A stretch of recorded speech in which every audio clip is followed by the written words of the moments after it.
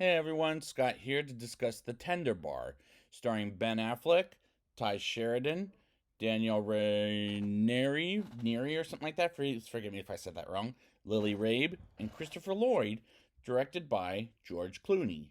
Now, before I get into this, two different things. One, this is based on a memoir, and two, why am I doing a movie that maybe nobody has ever heard of? Well, before I get into this movie, stop this video right now and look it up on Amazon Prime if you have an Amazon Prime account, and you'll see what it's all about. Watch that movie and then come back to see me on this. Let's just get into the movies since I'm getting into details in this movie. We start the movie in 1973 in a car with a young JR, or as it stands for Junior, played by Daniel Rainieri, and his mother, played by Lily Rabe, driving home, and by home I mean her home, and they stop by a baseball field with his Uncle Charlie, played by Ben Affleck, as is playing at, and they get to the house as we see Grandpa, played by Christopher Lloyd, coming out to see JR and his mother, and he listens to the radio as his father, aka the voice, is on it, as the mother can't stand listening to it, and she's 5 months behind on her bills at best. And JR's father never takes care of anyone but himself, and he relates with Uncle Charlie as a father figure, and I like these characters for who they are, as director George Clooney does a good job at making these characters likable. We move on to an adult JR, played by Ty Sheridan from the last two prequels of X-Men and Ready Player One, on a train as a priest comes by and sits with him, and he brings up how he has an interview at Yale University. We go back and forth between his adulthood, well, for a little bit, I'll say, to his childhood for this first half. And we go back to his childhood and he gets a call from his father while Uncle Charlie tells him he's not going to show up to a ball game with JR. And JR goes outside to wait for his father so he can go to a ball game, but like Uncle Charlie said, he didn't show up at all, which is depressing, but the script written is, as this is based on a memoir, like I said, is smart and pretty good. Uncle Charlie takes JR to the bar he works at called the Dickens, as in Charles Dickens, aka the writer of A Christmas Carol, and Uncle Charlie is giving JR pretty damn good advice, and he reads a lot of books, and from that moment on to the end of the film, he wants to be a writer, while the mother wants him to be a lawyer at either Harvard or Yale universities, which seems a bit fucked up. But this script is written smartly by William Monahan, as it's an adaptation, like I said, of a memoir. JR's father picks up JR and has a brief grievance with Uncle Charlie as he believes Grandpa is a good man and takes JR for a drive, and he beats up on Uncle Charlie and doesn't want anything to do with his father at this point. And this is one of director George Clooney's better movies, in my opinion. And remember, I haven't seen this movie before, and I was kind of nervous after the Midnight Sky.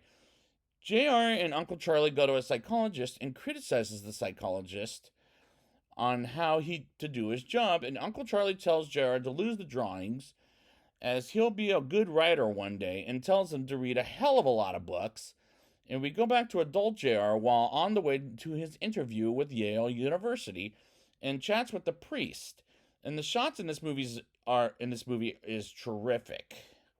The shots in this movie are terrific, I'll say, to watch from start to finish. JR says he doesn't have a father, as his teacher calls his mother, and Grandpa is advised by Grandma he will go with him to the father-son's breakfast. And I enjoy Christopher Lloyd in this movie, as he's always a great presence in any movie from Back to the Future to even here thus far, as everybody's performance is magnificent.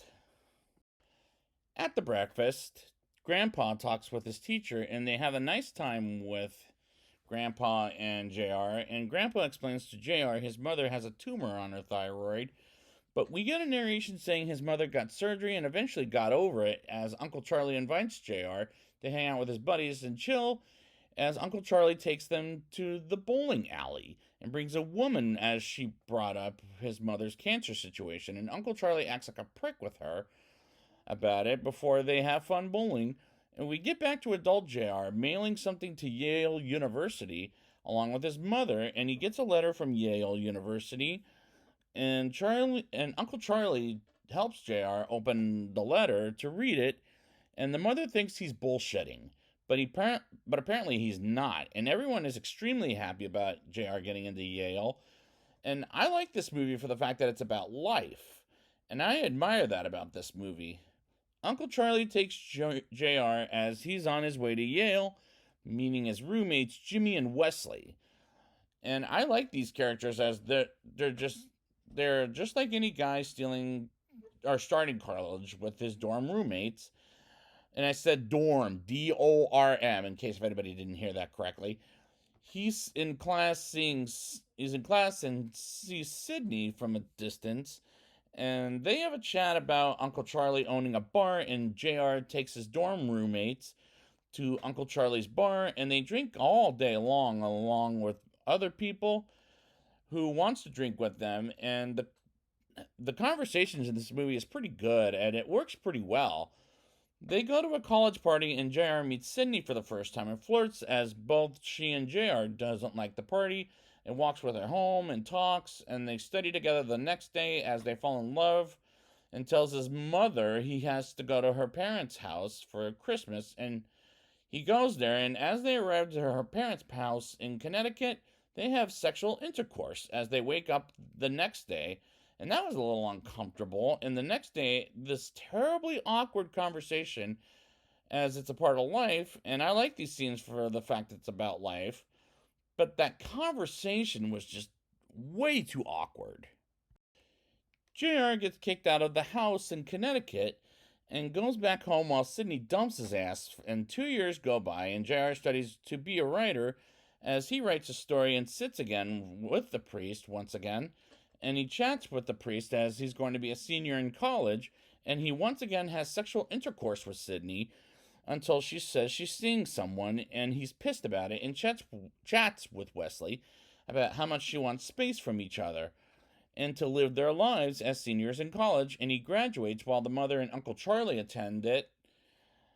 And he gets a call from his father as he wants to apologize to JR, and he's sober, which I'm calling bullshit, I don't know, to not go to law school, and has a drink with Uncle Charlie and Wesley. Then the next day gets a visit from Sydney as she wants to know if he's got his shit hit together, as he lives with her boyfriend, and comes to Uncle Charlie's bar drunk and gets an interview as he accepts a job at the New York Times while he gave the secretary his novel and doesn't have any more to say, and stalking Sydney. And I really enjoy this movie as it's a comfortable experience at the movies.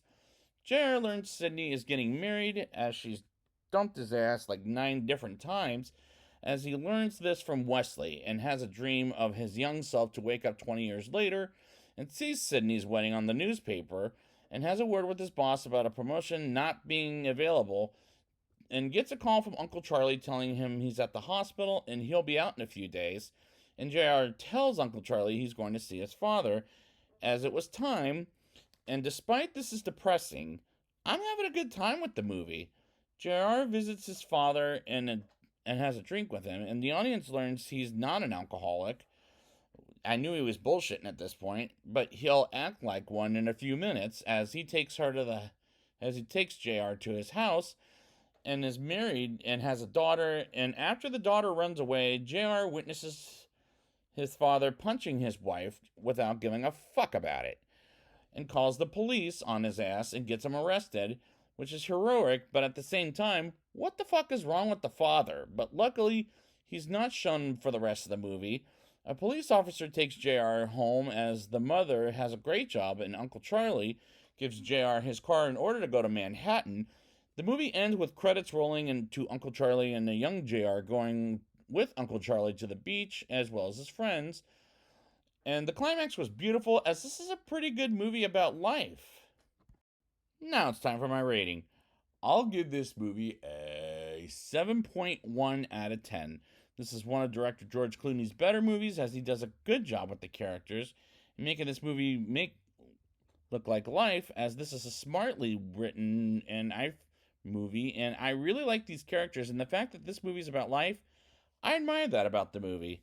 The way it was shot from start to finish is terrific to watch, as the performances are absolutely magnificent, as the conversations in this movie works pretty good, as it works pretty well. I do like this as a coming of age story, as I do like the relationships with each character, and there were times I got a little uncomfortable, but hell, that's life for damn sure, as I'm going to give this movie a recommendation for life reasons, and it tells the story of about life quite tremendously. So I'd like to thank you guys for joining me, and next time I will be back with the boys in the boat. And until then, good night.